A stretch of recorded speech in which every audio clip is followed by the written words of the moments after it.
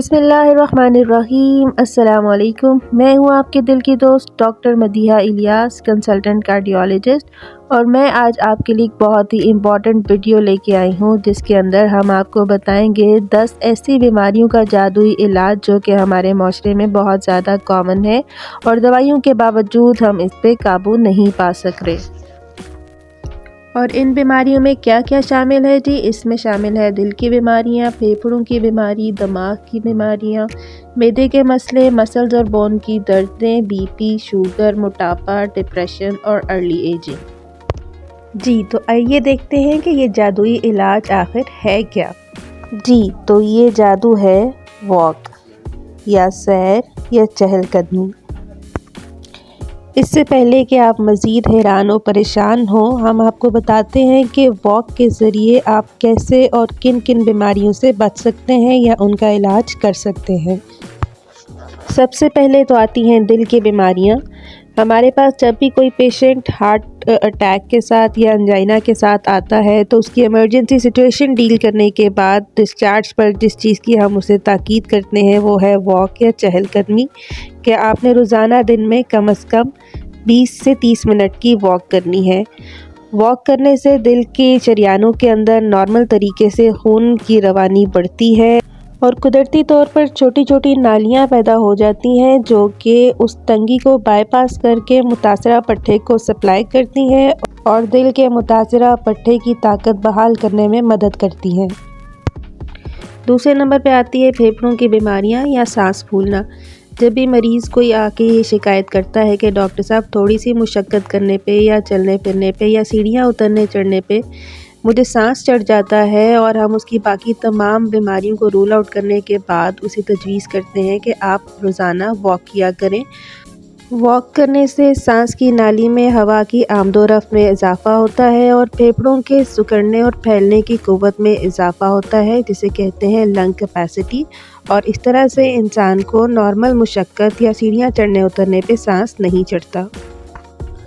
تیسرے نمبر پہ آتی ہیں دماغ کی بیماریاں۔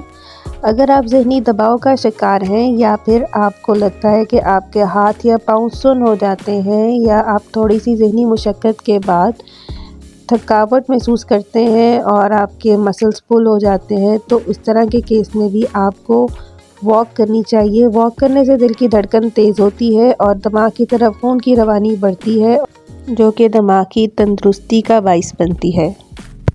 چوتھے نمبر پہ آتی ہیں معدے کی بیماریاں۔ اگر آپ کو لگتا ہے کہ آپ کو خوراک ہضم نہیں ہوتی یا سینے میں جلن رہتی ہے یا معدہ ہر وقت بھرا ہوا لگتا ہے یا بھوک نہیں لگتی یا کھانا کھا لیں تو دل پہ بوجھ بن جاتا ہے یا پھر آپ قبض کا شکار رہتے ہیں، تو اس صورت میں بھی آپ کو واک کرنے سے نظام ہضم یا ڈائجسٹو سسٹم کی حرکت میں اضافہ ہوتا ہے اور اس میں خون کی سپلائی بڑھ جاتی ہے اور خوراک ٹائم پہ ہضم ہونے میں مدد دیتی ہے۔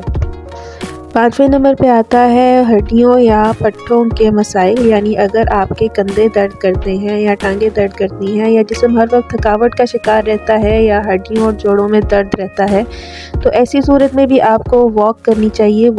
واک کرنے سے پٹھوں کی خون کی سپلائی بڑھتی ہے اور خون کے ذریعے وہ تمام نیوٹرینٹس اور وائٹامنس ان تک پہنچا دی جاتی ہیں جن کی ان کو اپنی نشو و نما کے لیے شدید ضرورت ہوتی ہے۔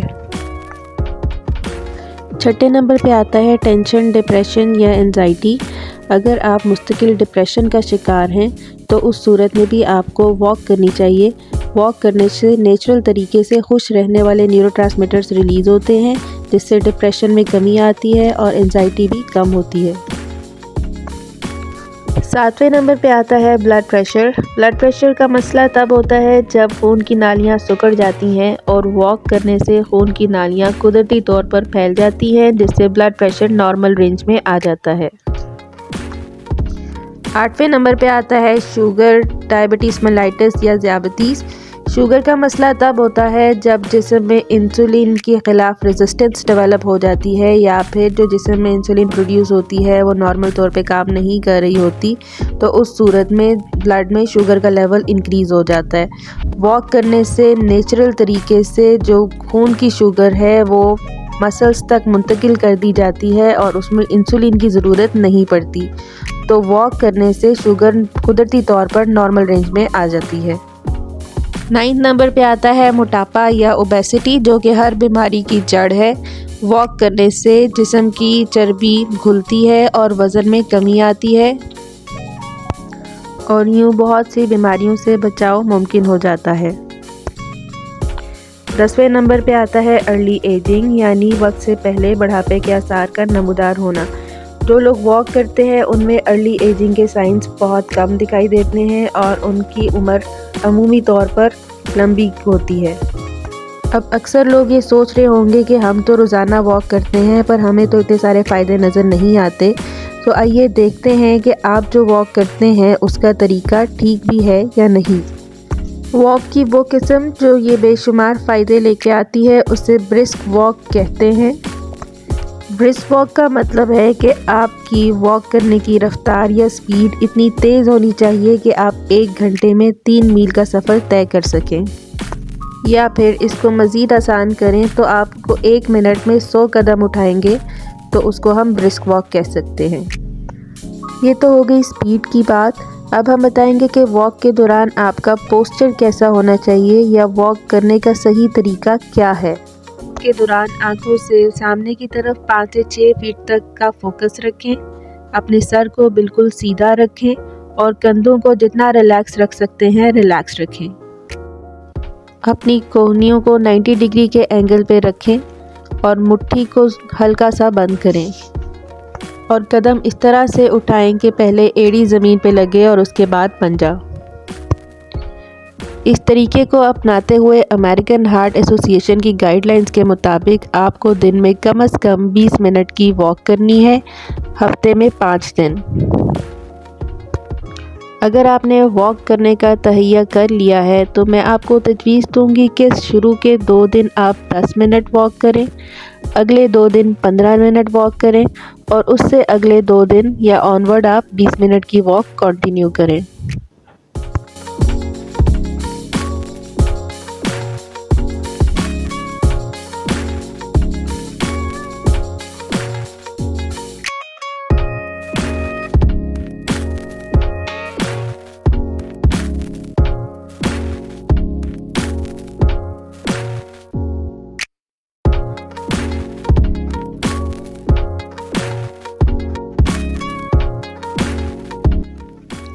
अगर आपको मेरी वीडियो पसंद आई है तो इसको लाइक करें, ज़्यादा से ज़्यादा शेयर करें और मेरे चैनल को सब्सक्राइब कर दें। खुद से मोहब्बत कीजिए और रोज़ाना वॉक करें। अल्लाह हाफ़िज़।